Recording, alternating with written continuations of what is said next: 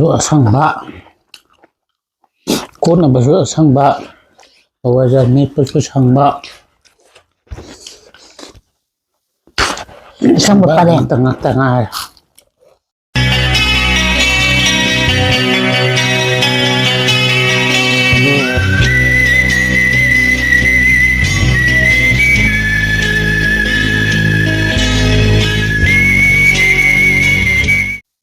Hai mèo Nuka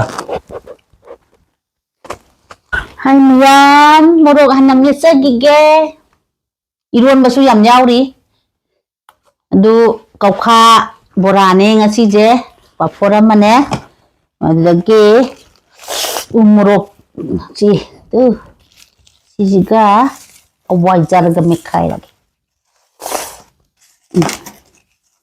Uro manam jadi setat le hei umurok sidi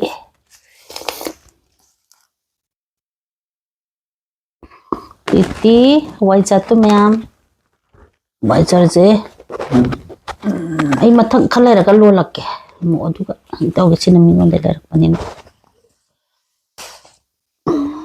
la mase da musu ati sira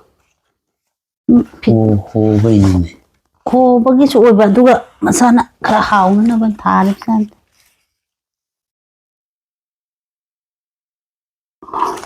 iron baje ni sura hawai kalandi maru iron ba ma manam pangde sede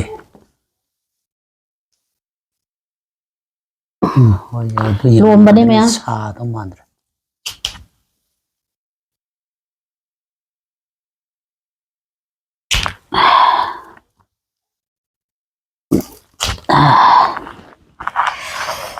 Đây đây Hawai matun jukut to re maroi phadi bom je man hap je ko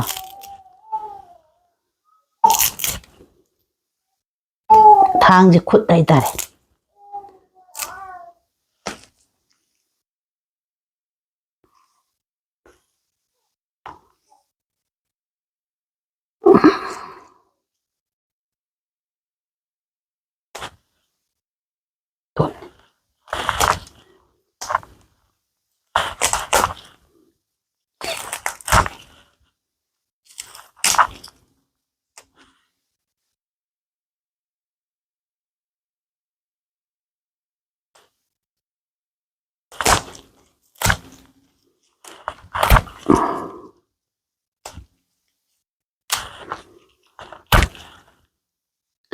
thang lên bao đi ai ko hadu su sina ngai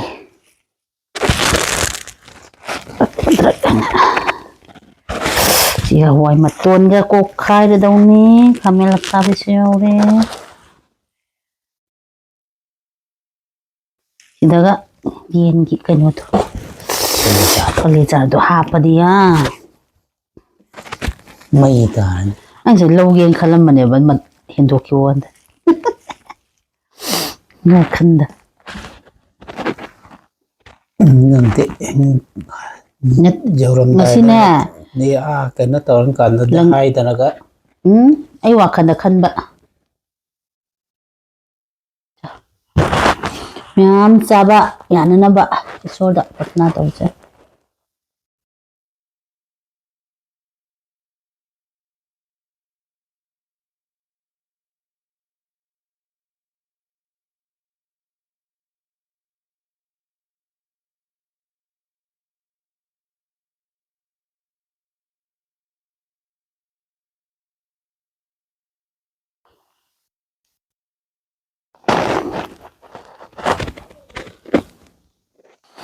nau sin sa ba hau raje hau ba ta ba ing hasi si ma then ji di iron ba do ai di mahi lang dra nga chi di lege ya hawai champhut ni ko are hawai champhut ko wet are se sina chang kana bin pura hwa thon bak tu na te koi ngak jong ngan bi ne hai ma na de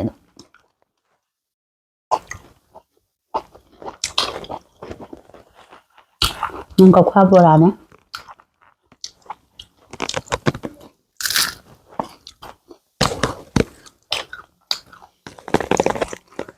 Koukha du le ka punya overin.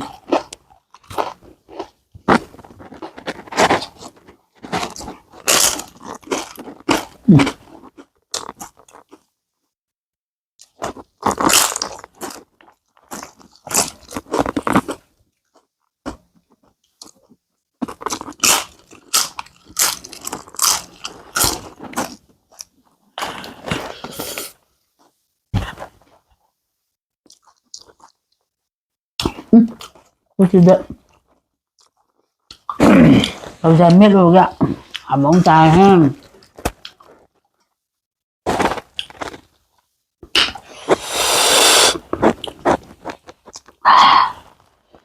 nó xa đấy Vậy đó. Xong rồi hàn ạ. xa gì à Tao xin nghỉ.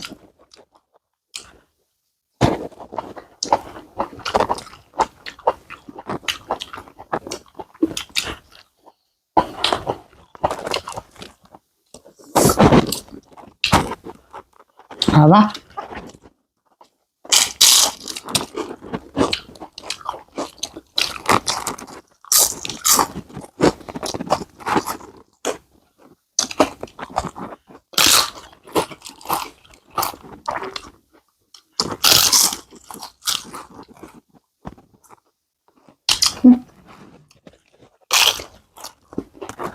cà phô ra gì ạ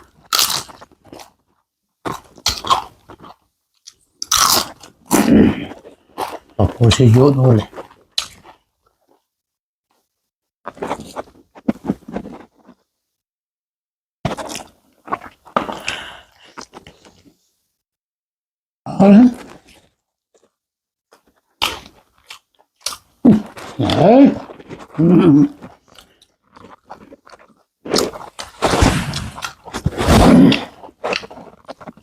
Minta dah. wajar में बन गया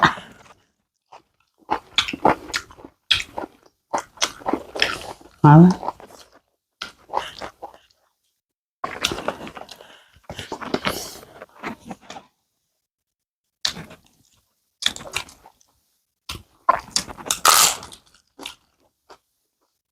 Tinagyan gitu nga na. Apa je? Apa ni? Misalnya.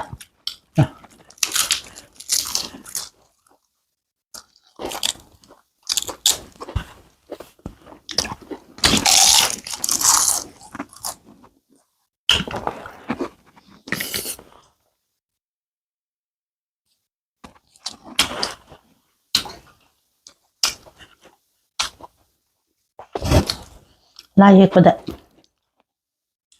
Kucak, gak tang ketang nang tahu sah.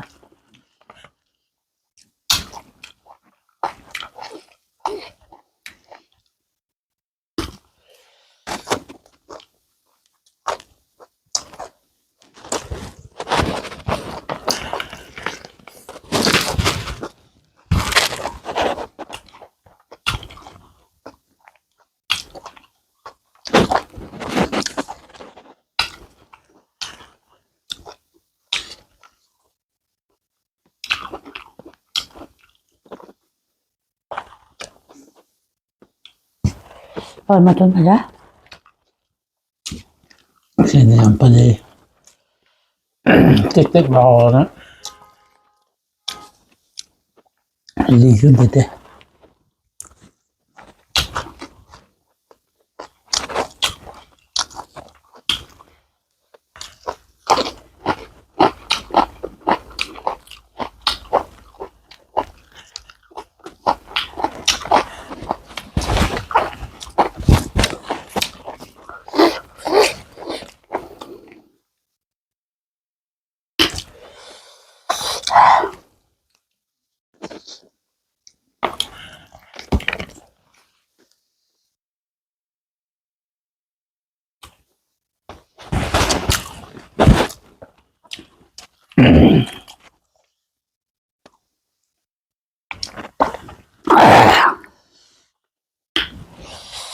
Hả? Hả? Không có.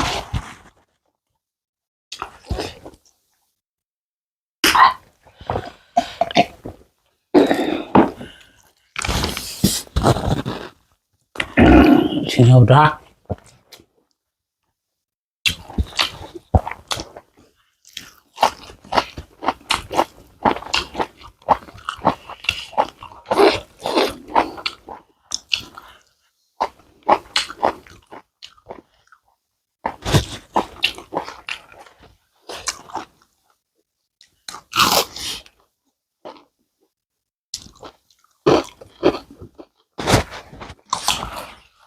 Cái nằm thì phải là phồm mà mình nè.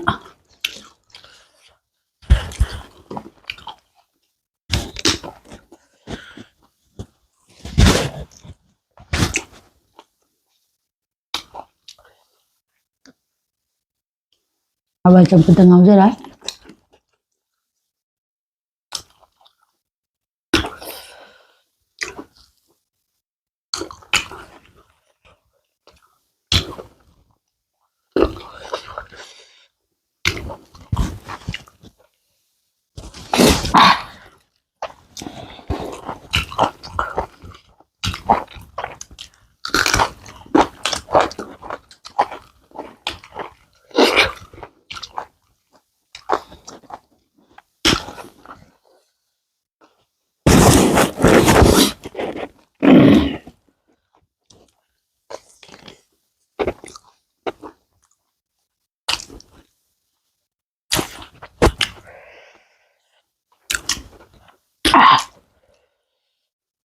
Nóng rộng. Chứ trong cái chào vậy. Nhàn xa này bởi sáng này rồi hào em.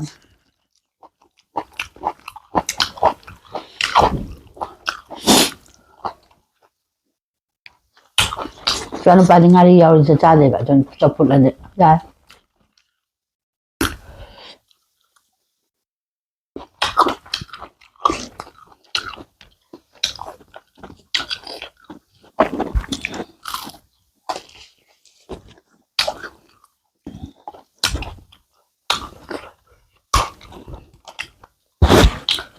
Hôm nay khai nè.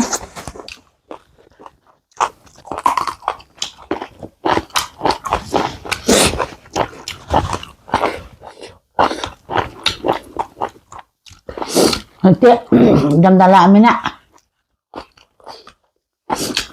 Nhang chứ đâm ra ra bà hở đâm rồi nè.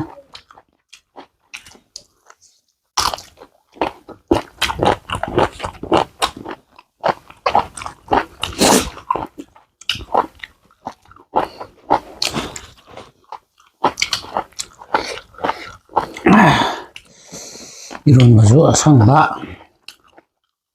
Cốt là bazu sang ba. Bây giờ meat bazu sang ba.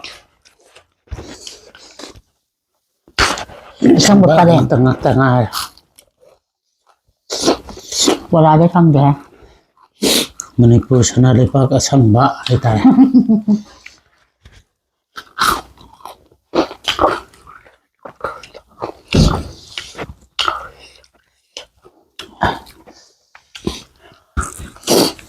Maling mo tampak tuloy din. Tampak sa haubo natin. Sang dami. May buksan nga yan.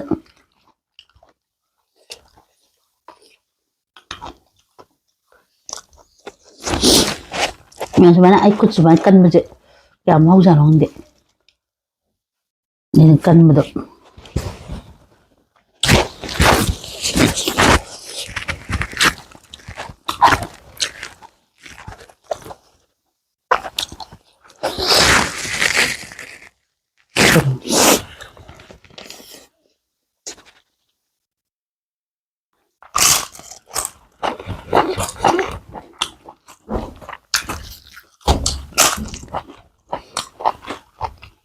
Có gì mà chị ông thì hả? Apa? Oh betul. Hijau.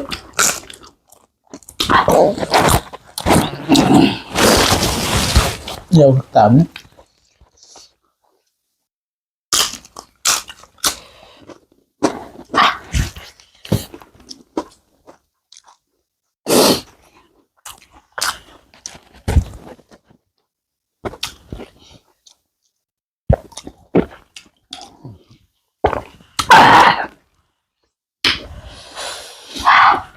Phun nó.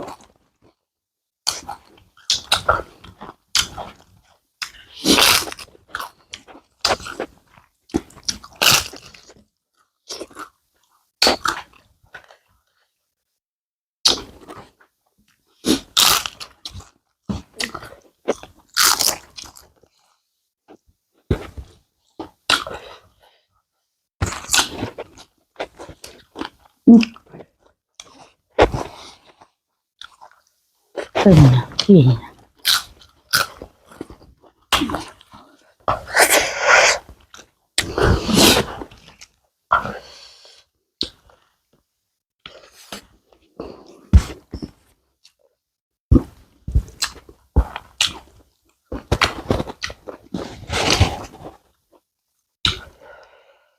Hay sige met beda.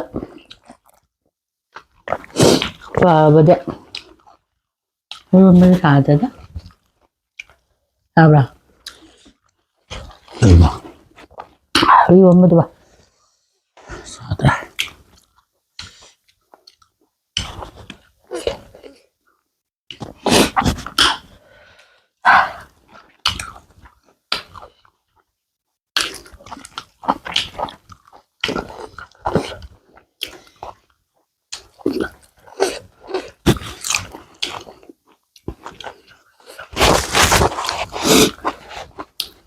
Tadi membeda, coba. Kakak,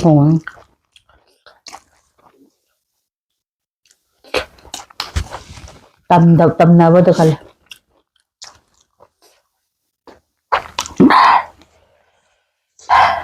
Koukha Bora rồi.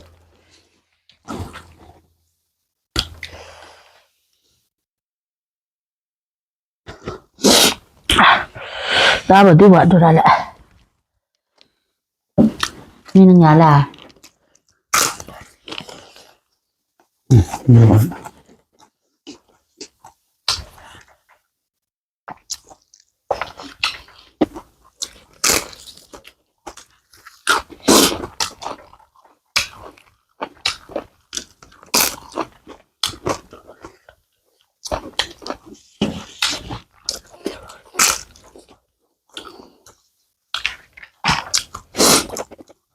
Koukha Bora bộ số ra một con nào nè.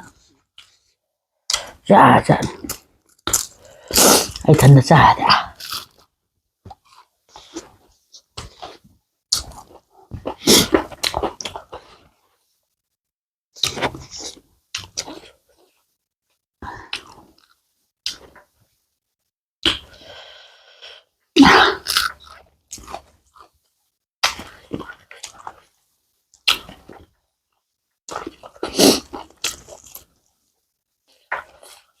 Koukha dẹ. Con màu dẹ. Bốc cha đi này á. Mai hầu đôi nhỏ. Bora hầu đôi. Bora hầu đôi mana. Nó hạp à. Maron mà con hạp rồi nó.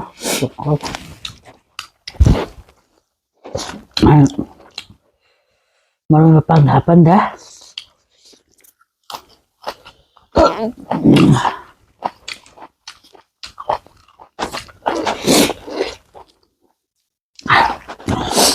Hay sao rồi vậy? Ra cùng này. Sao?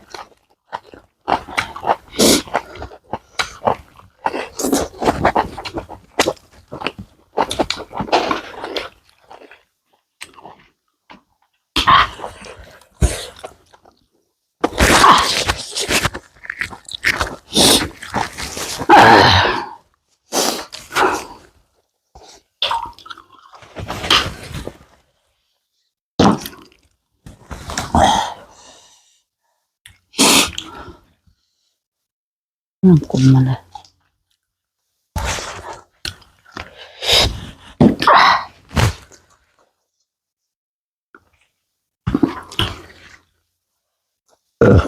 Mùi lẩu thôi sao rồi. Koukha Bora nè ta.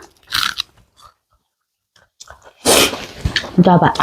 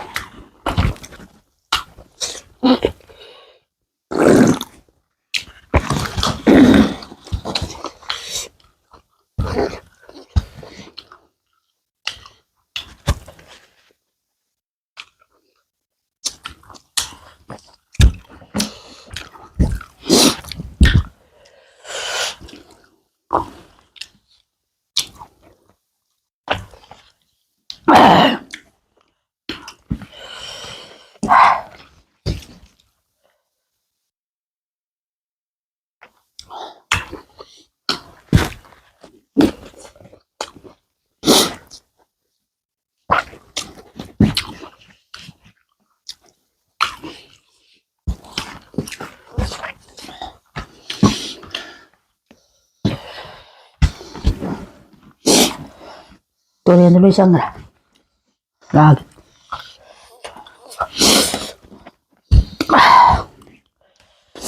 Torenda, torenda.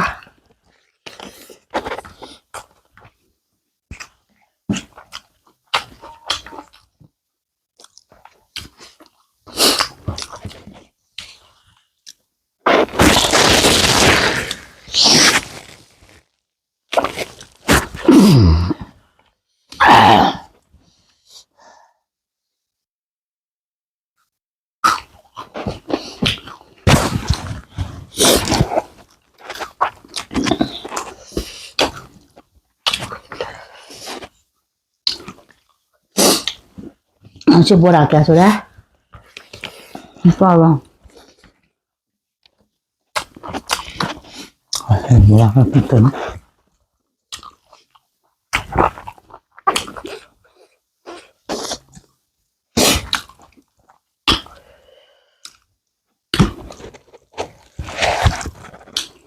Apa?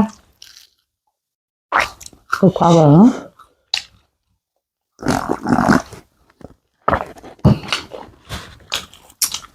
Alright.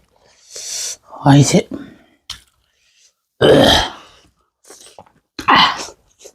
Ini ya. Koukha dah.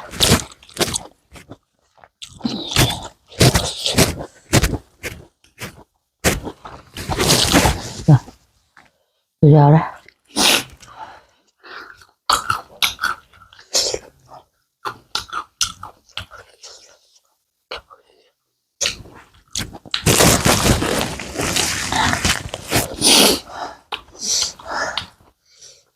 Ahora.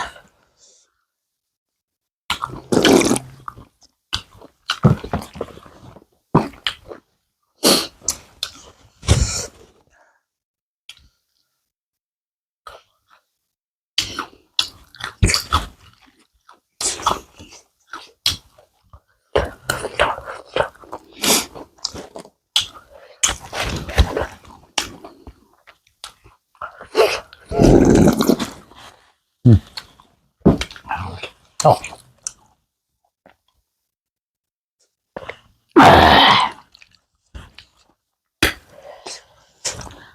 Muk. Ini kat pecong deh.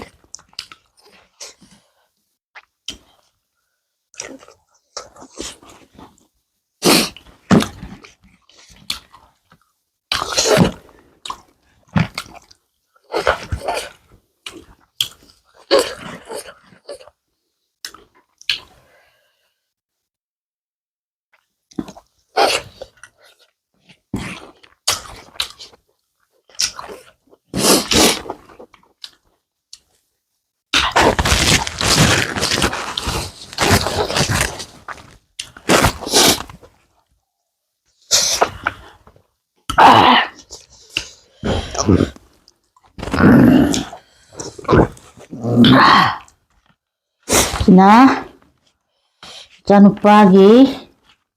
lupa foto naugi. Mau jauh ke? Rồi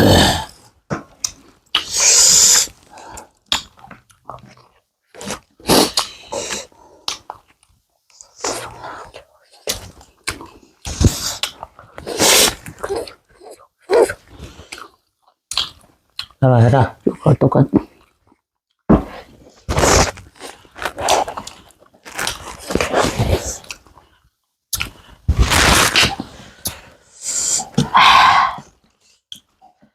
아, 괜찮은 맛인데.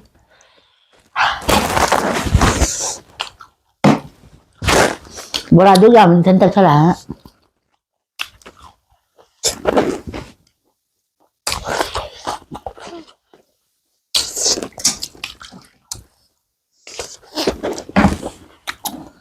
뭐야? Mẹ sao xuống lưới xem nữa ạ. Mà tao nó xoay đã. Mẹ làm được bị tay lâu rất là ghê. Bye bye. Bye bye.